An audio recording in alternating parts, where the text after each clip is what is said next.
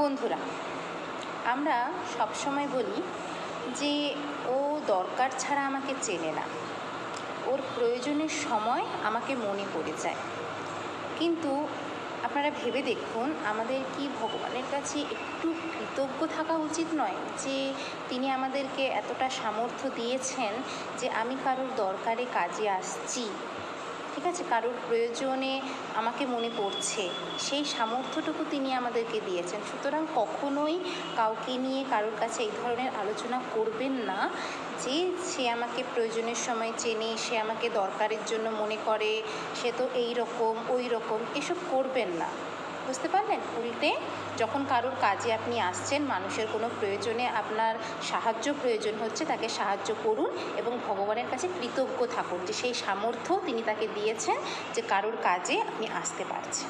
বুঝতে পারলেন?